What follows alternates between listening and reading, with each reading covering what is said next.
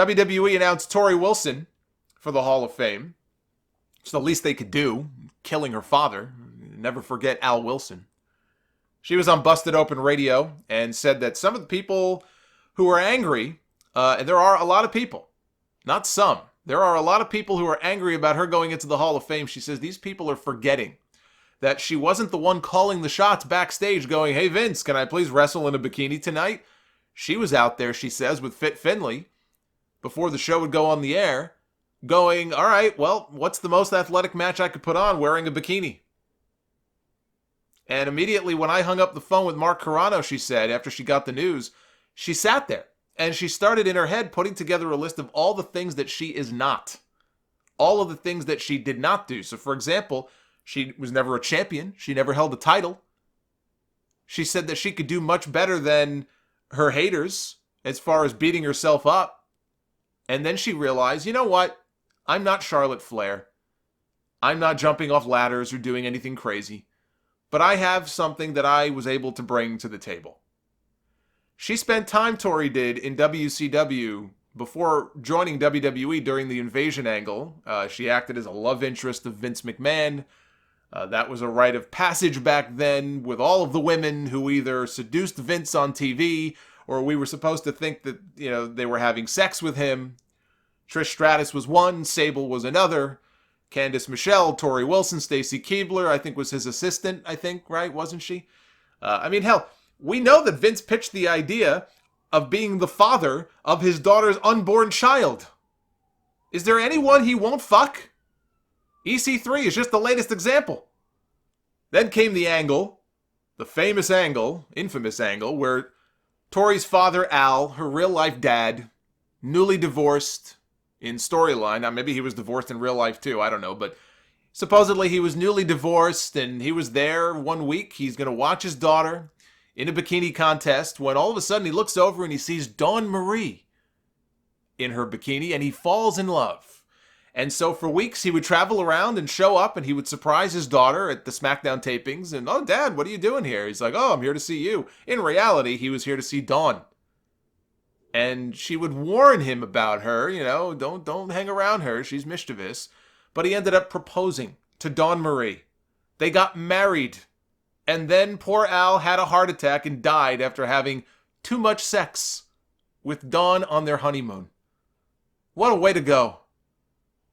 This led to the first ever stepmother versus stepdaughter match at the Royal Rumble in 2003, which, if I could give the match negative stars, I would.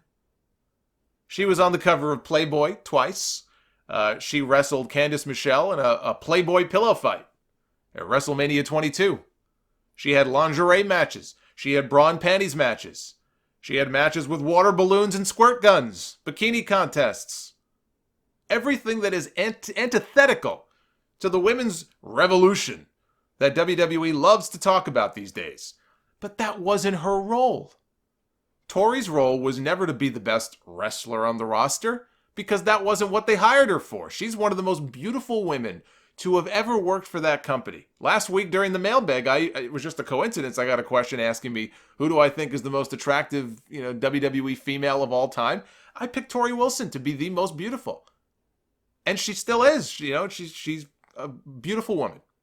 She made cameos in the Women's Royal Rumble match last year. She was in the Women's Battle Royal at the Evolution pay-per-view.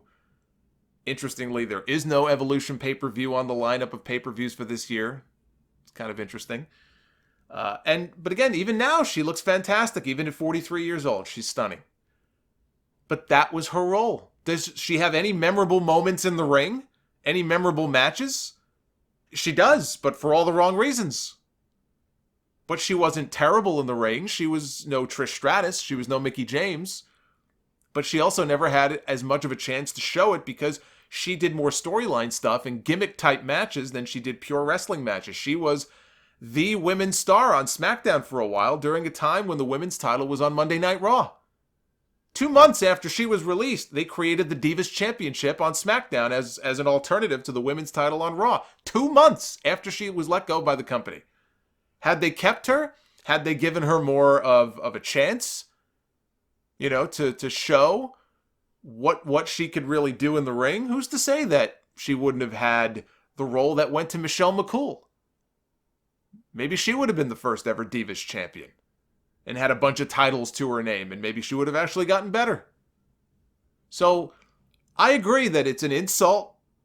People like Elizabeth and Luna Vachon, who absolutely played important roles at different times in the company, certainly Elizabeth. Now, Elizabeth never wrestled in WWE. She didn't have to.